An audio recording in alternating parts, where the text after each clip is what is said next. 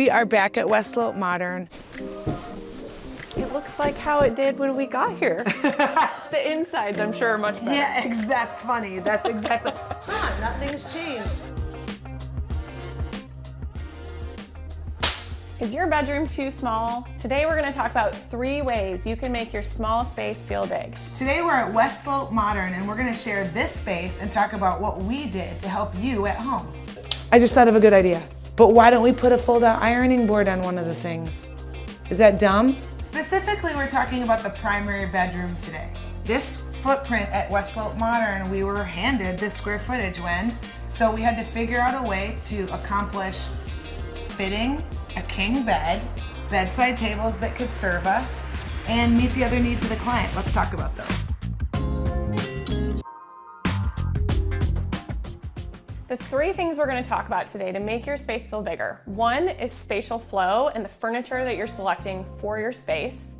2 is lighting.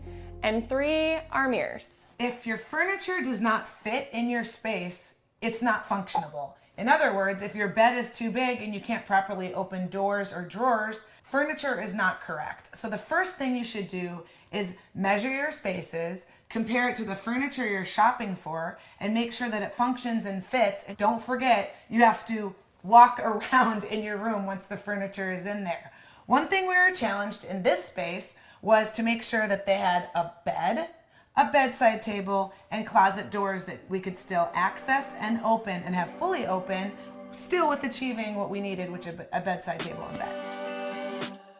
First up, spatial flow. Okay, lots to say about that. We're in a smaller primary bedroom and we had to consider spatial flow. What does that mean?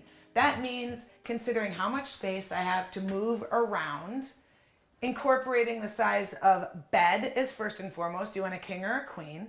What footprint that takes up in the space that you're working with. And then you back out to your bedside table and then you work out what spaces you have to your access points. Now, at West Slope Modern, we have an access point to a French door walk-in closet, which was a big win for the client that they got that. Before there was like an eeny weeny teeny tiny weeny woony closet for everyone's stuff. So we're really happy we got to accomplish it. But we had to make other compromises in spatial flow for those doors to open, right? So we had to consider this action right here. How much space do I have to access the closet, my new walk-in closeto, and how much space is there between the bedside table? We had a lot of bedside tables selected and they might have been bigger, taller, and definitely wider.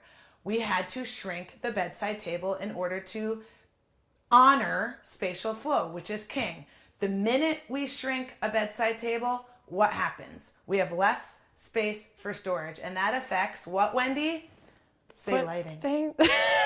Lighting! Hooray! So the next thing we had to accomplish was, whoa doggy, we only have a very small footprint on our bedside table to accomplish our book, our bifocals, depending on your age, and a water glass, and hopefully our phones are in a different room.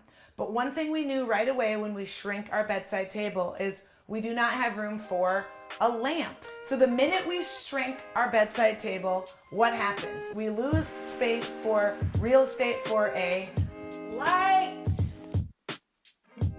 We know we shrunk our bedside table and we have very prime real estate here to accomplish what we need to accomplish on a bedside table. So in order to achieve lighting for each side of the bed, we chose to plan ahead and hardwire wall-mounted sconces.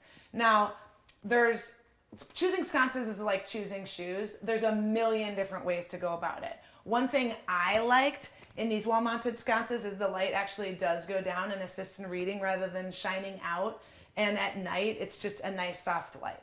Another thing we did in this area is allowed each user on each side of the bed to have its own control, because Mama likes control. And this control, we've got a dimmer, which is great because it also serves for kind of mood lighting in your bedroom when you're not reading or tasking, but you can still have these lights on and create a vibe. So I love that. Now, we had the luxury of hardwiring, putting in wiring in the wall to serve these sconces. Now, if you don't have the luxury of being in the middle of a remodel and placing the lighting, then you can get wall-mounted sconces that are plug-in. So the only thing that would be different here would be a cord would pop down and plug into a serving area to electrify it. But both accomplish getting a lamp and freeing up some of this prime real estate on a small space, on a small bedside table for you to get light in the area. Our third tip for how to make your space feel bigger, mirrors. We all know that mirrors, we've been told for a long time that mirrors make the space look bigger. But when you're challenged with a small space, it means that a lot of the spaces are taken up maybe by windows, doorways, a TV, and you don't have much left for art or mirrors. So one space that we decided to make the space look bigger is by adding a mirror at the end of this closet. Now, this mirror achieves great things. I love having a mirror in the closet so we can check ourselves. Yeah, do a little outfit check before we pop out the door.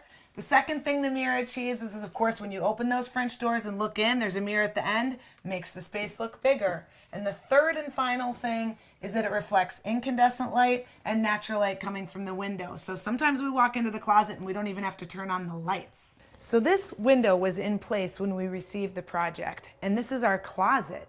Usually we like to have hanging from floor to ceiling on both sides for maximum storage, right? But since I had a window in the space, we tried to make it a positive. So underneath the window, we did have some square footage we needed to maximize. So we put a full bank of drawers. It did accomplish storage and closet solutions, but it didn't achieve the hanging that we normally would have done in a full walk-in closet space. Thank you so much for joining us today at West Slope Modern to talk about how to make your space feel bigger. We hope you learned something new and how to add lighting, mirrors, and consider spatial flow before you purchase furniture. Spatial flow. Thank you for subscribing to our YouTube. Please share it with your friends. We appreciate you. We'll see you next time. But I'm just going to add this in case the editor, whoever you are, needs something in addition.